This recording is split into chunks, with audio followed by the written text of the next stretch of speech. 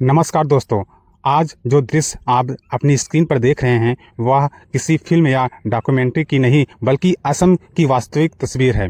यहाँ प्रकृति ने ऐसा कहर बरपाया है कि लोगों का सामान्य जीवन पूरी तरह बदल गया है। चारों ओर सिर्फ पानी ही पानी दिखाई दे रहा है। जहाँ कभी सड़कें थी वहाँ अब तेज बहता हुआ पानी है। जिन खेतों में कुछ दिन पहले तक हरियाली थी वहाँ अब बाढ़ का कब्जा है। वीडियो में आप साफ देख सकते हैं कि नदी का बहाव कितना तेज है।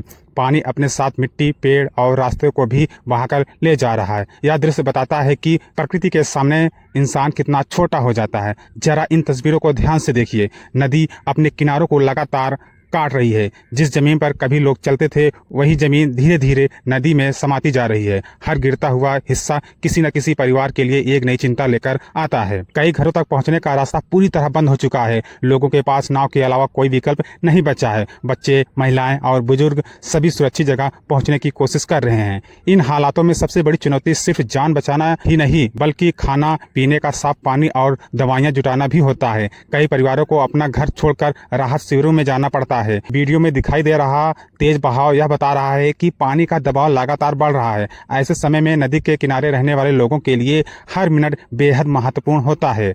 असम में हर साल बाढ़ आती है, लेकिन जब बारिश सामान्य से अधिक होती है और नदियों का जलस्तर तेजी से बढ़ता है तब हालात बहुत गंभीर हो जाते हैं। ब्रह्मपुत्र और उसकी सहायक नदियां कई इलाकों में फैल जाती हैं, जिससे बड़े क्षेत्र प्रभावित होते हैं। कल्पना कीजिए, सुबह जब कोई परिवार जागता है और देखता है कि उसका आंगन, उसकी सड़कें और उसके खेत सब पानी में डूब चुके हैं। यही सच्चाई आज असम के कई इलाकों में देखने को मिल रही है। दोस्तों, जैसे जैसे वीडियो आगे बढ़ रहा है आप देख सकते हैं कि बाढ़ का पानी अब और भी ज्यादा खतरनाक रूप ले चुका है। नदी का बहाव इतना तेज है कि उसके सामने बड़े बड़े पेड़ और मिट्टी के किनारे भी टिक नहीं पा रहे हैं। जरा इस दृश्य को ध्यान से देखिए। पानी लगातार जमीन को काटता हुआ आगे बढ़ रहा है। यह केवल मिट्टी का कटाव नहीं है बल्कि उन लोगों के सपनों का टूटना है जिन्होंने वर्षों की मेहनत से अपना घर बनाया था। कुछ ही मिनटों में जमीन का बड़ा हिस्सा नदी में समा सकता है कि कुछ इमारतें और सड़कें भी खतरे के बेहद करीब हैं। जब नदी के किनारे की मिट्टी बह जाती है तो इमारतों की नींव कमजोर होने लगती है। यही कारण है कि प्रशासन ऐसे इलाकों को तुरंत खाली कराने की अपील करता है। बाढ़ के समय सबसे बड़ी चुनौती केवल पानी ही नहीं बल्कि लोगों तक समय पर राहत पहुंचाना भी होता है। कई गांवों का संपर्क पूरी तरह टूट जाता है। सड़कें पानी में डूब जाती हैं और केवल नाव या विशेष बचाव दल ही वहां तक पहुंच पाते हैं। इन हालातों में छोटे बच्चों, गर्भवती महिलाओं और बुजुर्गों को सबसे ज़्यादा परेशानी का सामना करना पड़ता है। कई लोगों को अपने घर का सारा सामान छोड़कर सिर्फ अपनी जान बचाने के लिए सुरक्षित स्थानों की ओर जाना पड़ता है। आप वीडियो में पानी की रफ्तार को साफ देख सकते हैं। यही रफ्तार बताती है कि बचाव कार्य कितना कठिन होगा। राहत कर्मियों को अपनी जान जोखिम में डालकर लोगों तक पहुँचना पड़ता है।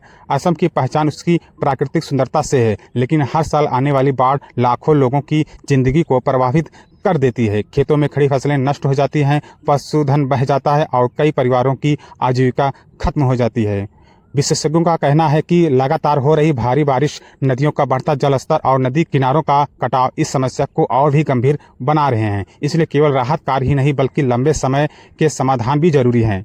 इन दृश्यों को देखकर एक बात साफ समझ में आती है कि प्राकृतिक आपदाओं के सामने इंसानों की सबसे बड़ी ताकत एक दूसरे की मदद करना है। जब पूरा समाज साथ खड़ा होता है तब मुश्किल समय का सामना करना थोड़ा आसान हो जाता है।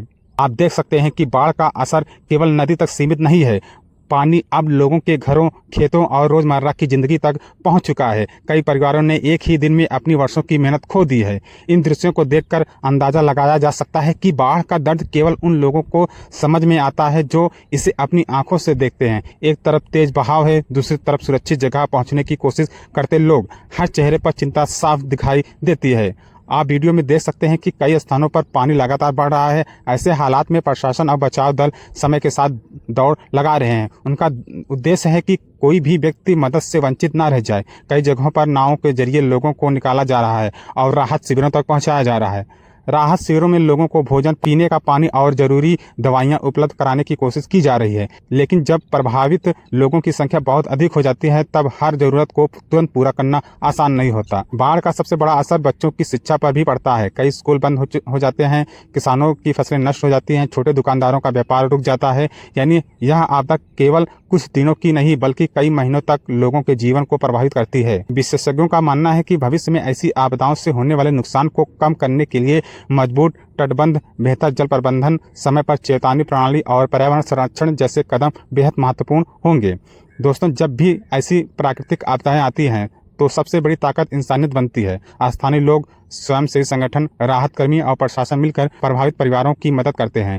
यही सहयोग लोगों को फिर से खड़े होने की उम्मीद देता है। हम सभी की भी जिम्मेदारी है कि ऐसी घटनाओं के समय केवल सत्यापित जानकारी ही साझा करें, अफवाहों से बचें और यदि संभव हो तो राहत कार्यों में अपना सहयोग दें। अंत में हम यही प्रार्थना करते हैं कि असम के सभी प्रभावित परिवार जल्द से जल्द सुरक्षित हों। जिन लोगों ने अपना घर खोया है उन्हें फिर से नई शुरुआत करने का अवसर मिले। यह कठिन समय जल्द समाप्त हो। अगर आपको यह वीडियो पसंद आया है तो इसे ज़्यादा से ज़्यादा लोगों तक शेयर करें ताकि लोग असम की वास्तविक स्थिति को समझ सकें। वीडियो को लाइक करें, चैनल को सब्सक्राइब करें और ऐसी ही तथ्यात्मक और महत्वपूर्ण खबरों के लिए हमारे साथ जुड़े रहें। Thank you so much. मिलते हैं अगली वीडियो में एक नई और महत्वपूर्ण जानकारी के साथ।